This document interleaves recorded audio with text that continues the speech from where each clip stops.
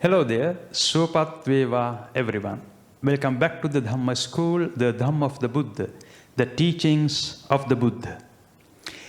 In our last lesson, we talked about the primary roots of unwholesome, the primary roots of impurity called kilesa. Kilesa, what are they? They are called Raga, Dosa and Moha. What is Raga? Raga is the like in nature arising in our mind. What is Dosa? Dosa is the dislike in nature arising in our mind. What about Moha? Moha can be defined as the subjective or incongruous comparison between the extreme of the like in nature and the extreme of the dislike in nature. Already we know that if a raga thought arose in our mind, before arising raga thought, moha, comparative nature, was playing as an undercurrent. That's why there is moha behind the raga. In a similar manner, there is moha behind the dosa. However, raga, dosa and moha, all these three aspects have got one root and one origin.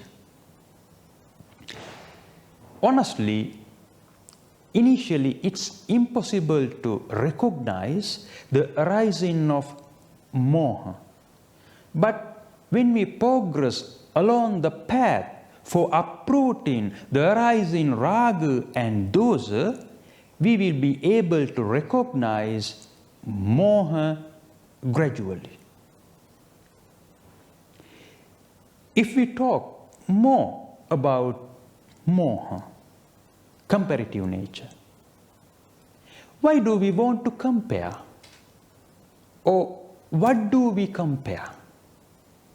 Of course, we compare what comes into contact with our sensory faculties. Eye, ear, nose, tongue and buddhi. These five are called sensory faculties for pleasure. Through these five sensory faculties for pleasure, we accumulate information, we accumulate experiences. Moreover, our mind has the ability to seek out our past experiences. This means our mind itself performs as a sense faculty. Therefore, there are 6 sense faculties. Actually, what comes into contact with our sensory faculties? It's called matter. Matter comes into contact with our sensory faculties. What is matter made of? Elements. In school, we have learned the periodic table of elements. Hydrogen, helium, lithium, beryllium, boron, carbon, nitrogen, oxygen, fluorine, neon, sodium, magnesium, aluminium, silicon, phosphorus, sulfur, chlorine, argon, potassium, calcium, scandium, titanium, vanadium, chromium, manganese, ferrous, cobalt, nickel, copper, etc. There are about 118. But according to the teaching of the Buddha, the matter is made of 4 great elements. 4 great elements called Patavi. Patavi means solidity. Apo. Apo means fluidity. Tejo. Tejo means heat. Vayu. Vayu means motion. So, 4 great elements: solidity, fluidity, heat and motion. In Magadhi, matter is called as rupa. Rupa. Rupa means forms. What comes into contact with our sensory faculties can be explained as visual forms or sights through the eye, auditory forms or sounds through the ear, olfactory forms or smells through the nose, gustatory forms or tastes through the tongue, tactile forms or taction by the body, ideational forms or thoughts by the mind. So, we compare when matter comes into contact with our sensory faculties. We compare, but we compare relative to what? Respect to what? We compare relative to accumulation of past experiences. In Magadhi, there is a word called asava. Asava.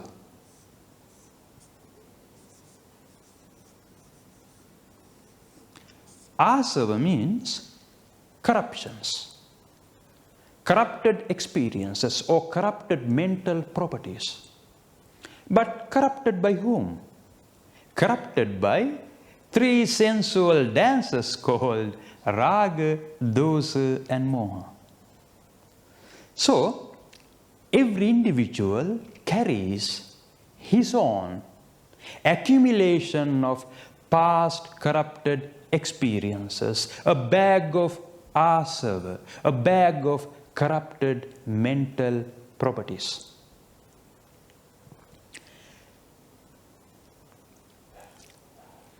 All right.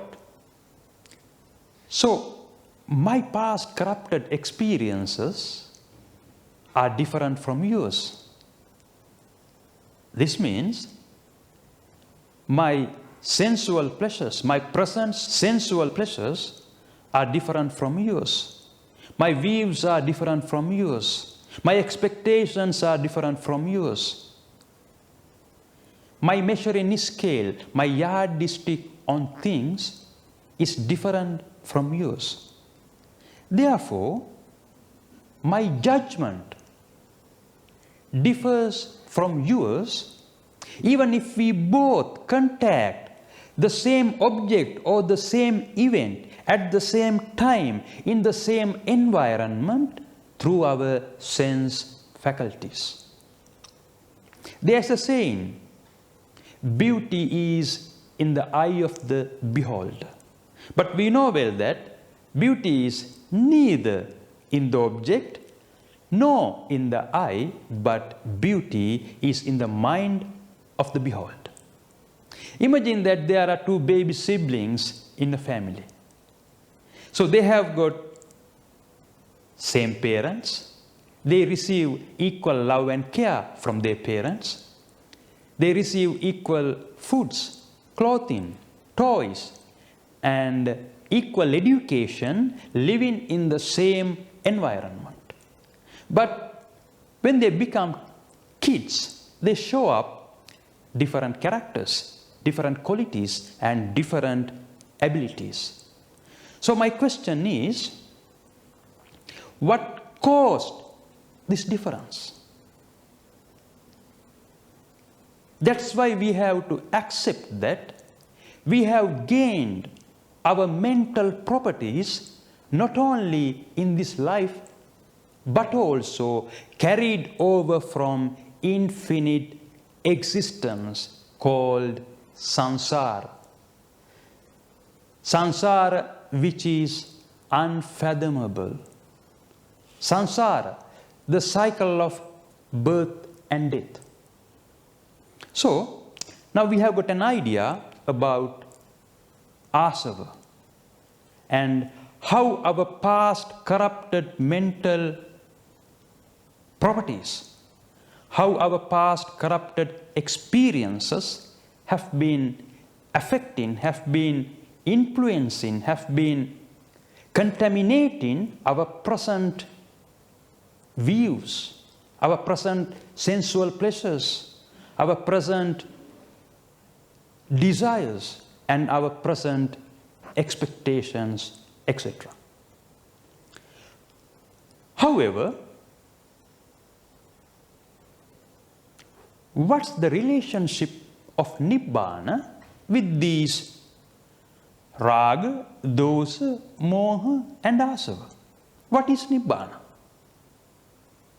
Ragakhayu, Dosakhayu, Mohakhayu, Idan Vucchati Nibbananti. Severing the root of Raga, severing the root of Dosa, severing the root of Moha is Nibbana. This means free from Raga bond, free from Dosa bond, free from Moha bond. Once the top of the palm tree is taken out or destroyed, a headless palm tree, a palm stump,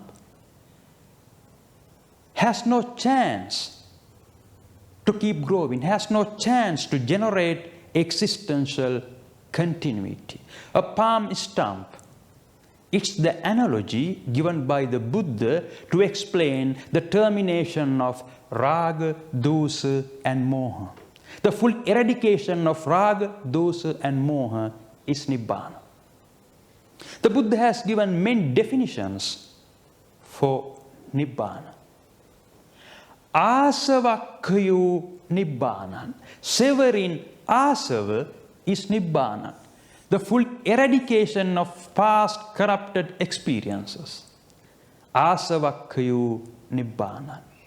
Tanhakhayu Nibbanan. Severing tanha. Full eradication of craving is Nibbana. Kammakhayu Nibbanan. Full eradication of kamma is Nibbana. All right. Now let's talk about the aspects of the mind. Mind has three aspects. In general, they are known as pleasant aspect, unpleasant aspect, and neutral aspect. This explanation is inaccurate and it's too childish. The Buddha has given many definitions about the aspects of the mind, from basic to complex.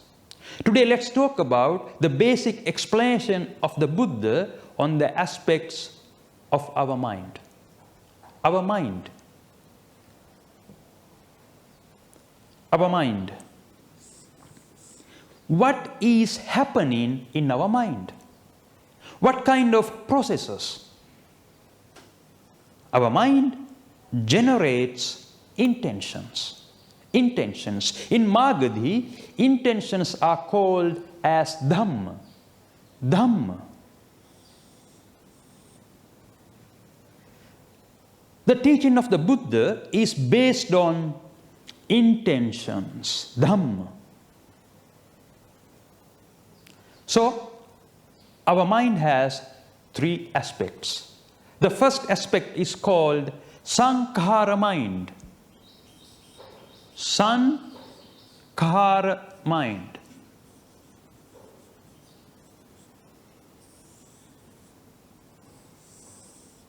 Sankhara Mind has three sub-aspects.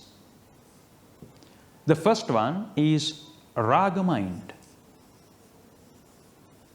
The second one is Dosa Mind. The third one is Moha Mind. Already we know that Raga means the like in nature. Dosa means the dislike in nature. Moha means the comparative nature between the liking and the disliking natures. The word sankhara is made up of two words, san, kahara. Kahara means actions. San means raga, dosa and moha. Then sankhara means actions based on raga, dosa and moha intentions. The second meaning of the word san is to accumulate or accumulation. If we want to accumulate, obviously we have to act with raga, dosa and moha intentions. Without raga, dosa and moha, it's impossible to accumulate something. It's impossible to cling to something. So, sankhara means actions based on raga, dosa and moha intentions. Besides, sankhara means actions to accumulate something. Actions for accumulation. All right. So the second aspect of the mind is called avyakruta mind. That means non-aligned mind. Non-aligned mind. Non-aligned mind. It's the second aspect of the mind. In general, it's known as neutral mind. Neutral mind.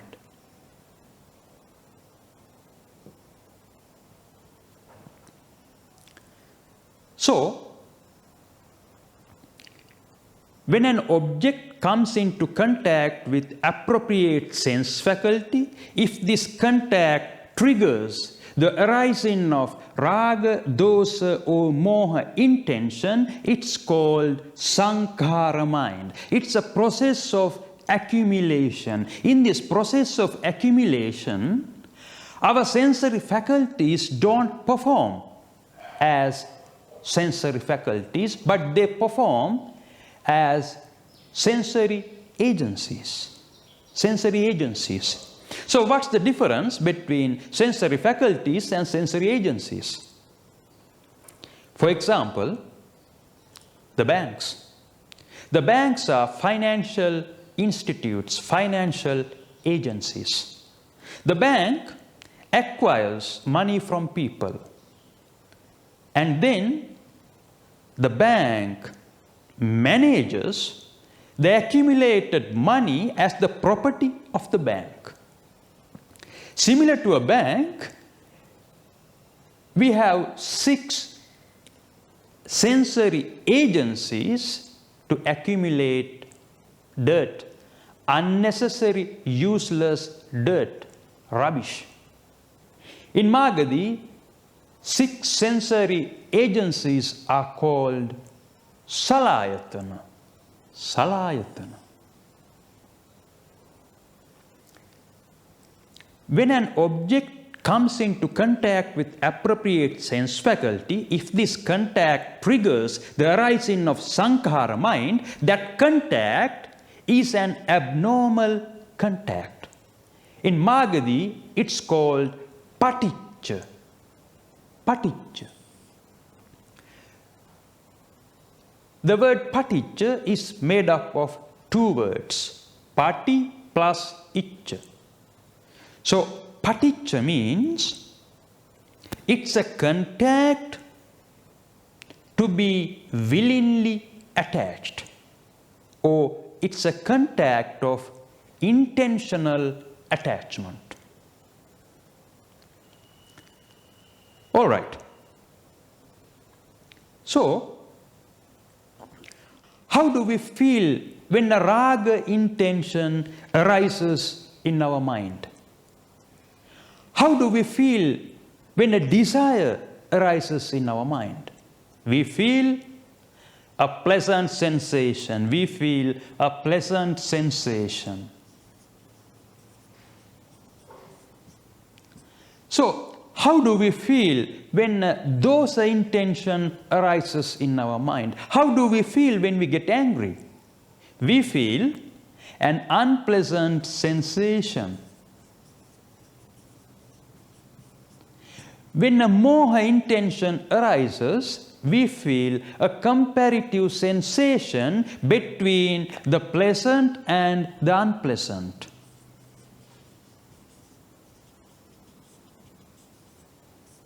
Practically, people who are inept in the Dhamma have no idea either of comparative sensation or of comparative mind, because they have no idea about moha. However, there are three sensations.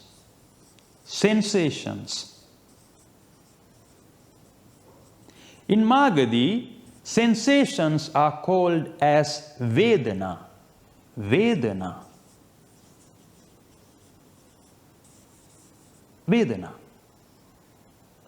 Sensations. So, we human beings, what are we doing for living? Or what would we like to do for living? Or what do we constantly seek? What do we constantly seek? We constantly seek pleasurable sensations. Pleasurable sensations. We are addicted to sensations. We are slaves of our sensations. Entertaining sensations is our sansaric enjoyment. It's our sansaric alwa. It's our sansaric exuberance. Sometimes we call it happiness. Sometimes we call it sadness or aversion. We are always in search of fresh sensations, more and more.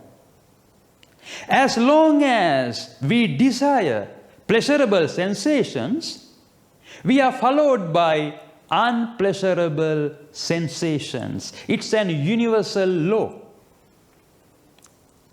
But our desire for pleasurable sensations has no limit, because our ignorance has no limit. It's clear that we are the creators of our own desires. This means we are the creators of our own existence. We are the creators of our own existence of dukkha. All right. So, when a non-aligned intention arises, we feel a non-aligned sensation.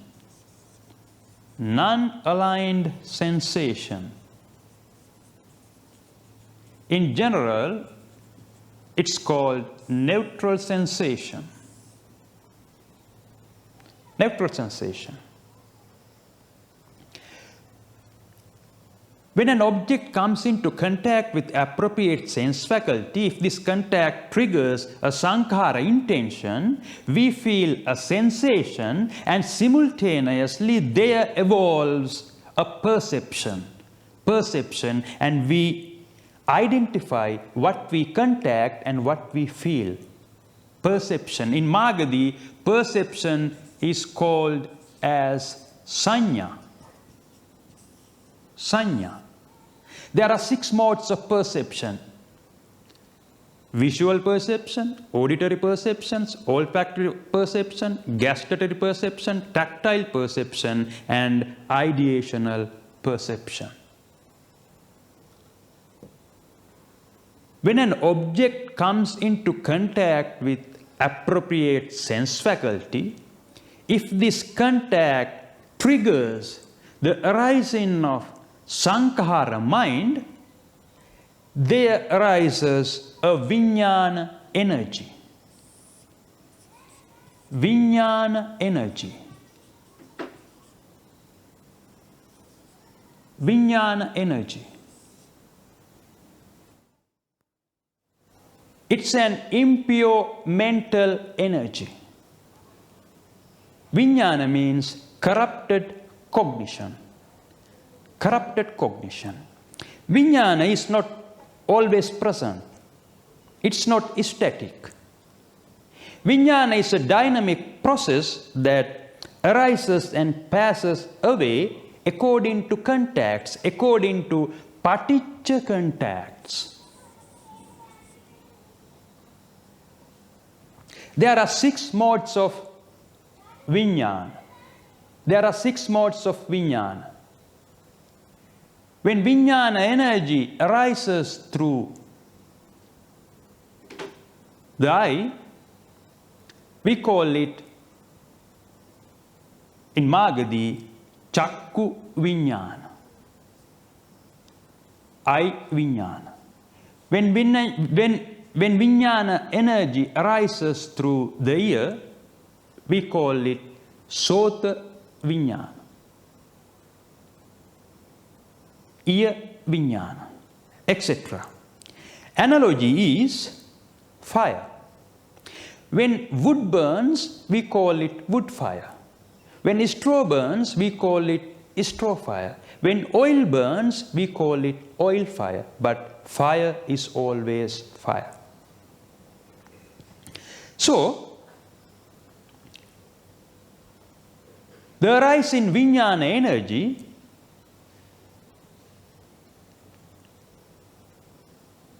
pollutes our mind, corrupts our mind. Then, the polluted mind, the corrupted mind radiates in our words and deeds. When our mind gets corrupted, when our mind gets polluted through arising Vijnana energy, we call it Mano Sankhara. That means mental Sankhara or psychological Sankhara, Mano Sankhara. When our words get corrupted, get polluted through arising Vijnana energy, we call them Vachi Sankhara, verbal Sankhara. Verbal Sankhara.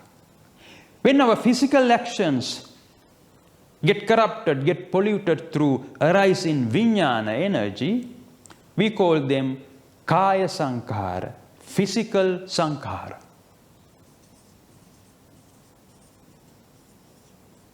In this manner, there are 3 forms of Sankhara. Mental Sankhara, verbal Sankhara, and physical Sankhara. But Sankhara can be explained in many different ways. And another major way of explanation of Sankhara is based on the depth of the action. We call them Abhishankar. Abhishankar. Abhi means deep, deep-rooted or powerful. Because these Abhishankar deeply influence our future existence.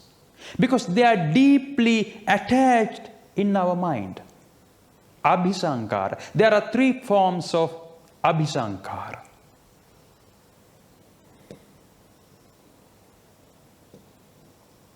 There are 3 forms of Abhishankara. The first form is called Punyabhisankara. That means deep, meritorious actions based on Raga, Dosa, and Moha intentions.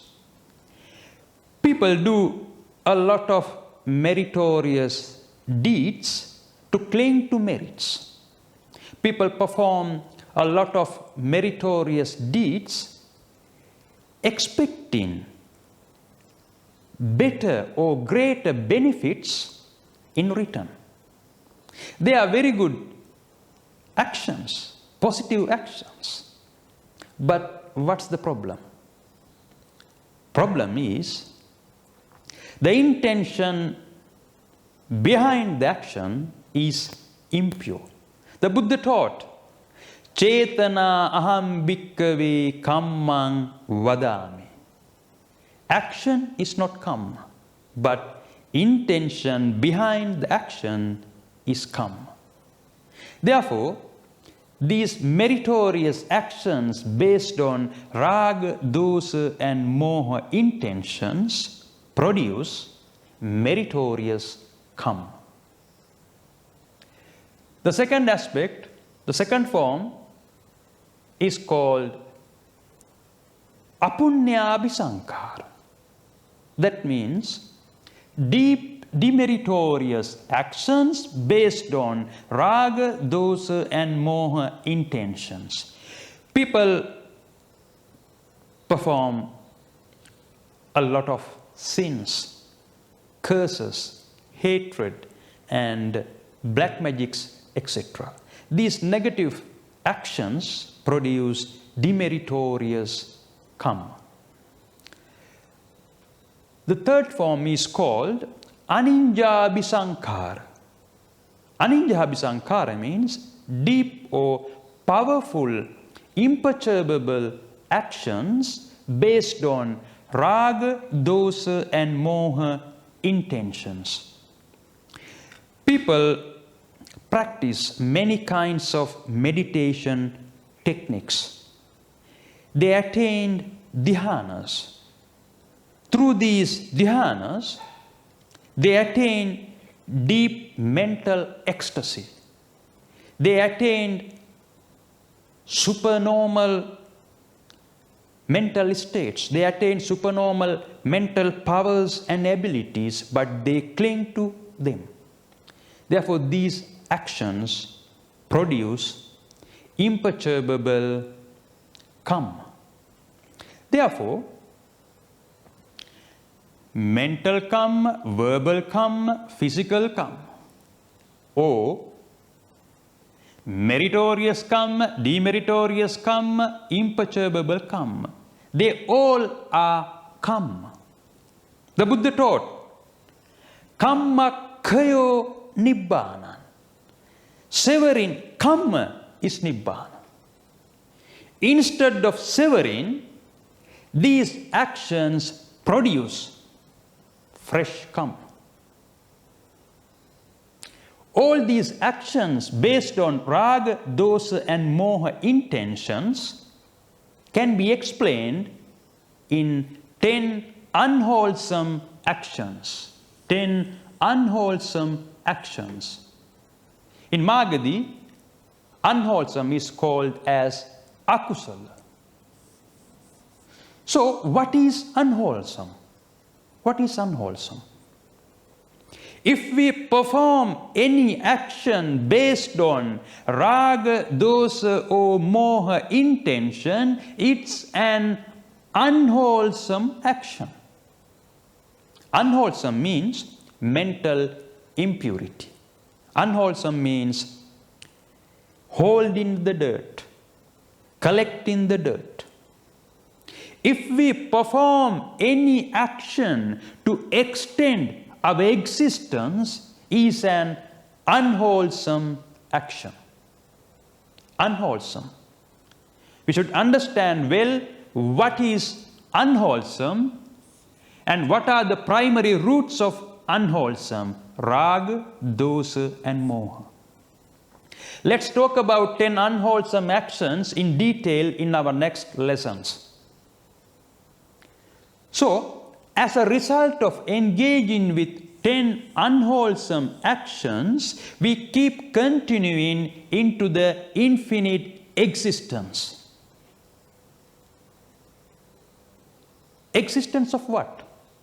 Existence in terms of birth, aging, sickness, death, pain, distress, sorrow, lamentation and despair. Existence in terms of dukkha. It's the final result. It's the consequence of our unwholesome actions generated through raga, dosa, and moha intentions. The Buddha taught the theory of cause and effect. So my question is, according to the teaching of the Buddha, what are the causes and what are the effects? How many causes are there? There are only 3 causes: raga, dosa, and moha intentions. So what's the effect? What's the effect? The effect is the existence of dukkha. It's the effect.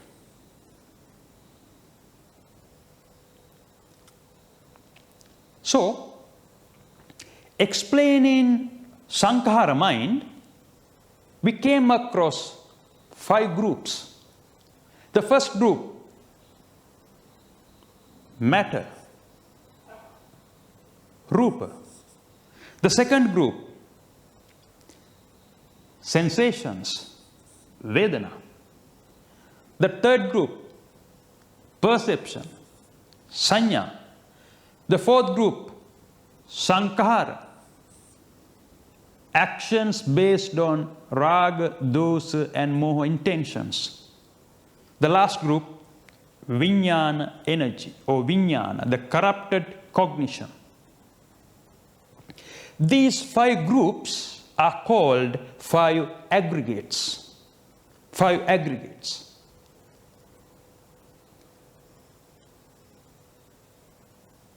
So if we reflect the reality of what we call being, self, or individuality is nothing but a combination of physical and mental aggregates which perform together simultaneously and interdependently. The notion of I is a physio-psychological mechanism of 5 aggregates which arise and pass away from moment to moment according to contacts, according to paticca contacts. Therefore, the idea of an independent I, which always present, is an illusion. Not only the notion of I, but also everything what we have accumulated, everything what we have possessed is nothing but 5 aggregates. So what's the consequence of clinging to 5 aggregates? It's called dukkha. The Buddha taught, sankittena pancha upadana kandapi dukkha. The consequence of clinging to 5 aggregates is dukkha, the existence of dukkha. The existence, our life. Our life is a flowing process of intentions, a flux of intentions always moving, always changing, like a mountain river. Therefore, nothing could be held or maintained at our pleasure as we would like to. Nothing could be kept under our control, under our possession, or under our charm. Because sooner or later, everything changes. We are in a process of inevitable, perpetual transformation. It's beyond our control. If we try to comprehend this reality profoundly, probably we will be less selfish people. And we will be better and happier people. We will transmit our happiness to others around us. And probably we will be realistic in our desires and our expectations. And probably we will be free of all kinds of suffering. We will be free of dukkha. We will be free of existence of dukkha. And probably we will be wiser people. All right. Here it's necessary to point out that when a non-aligned intention arises, we feel a non-aligned sensation, and there evolves a non-aligned perception, and there arises a jnana shakti. Jnana shakti means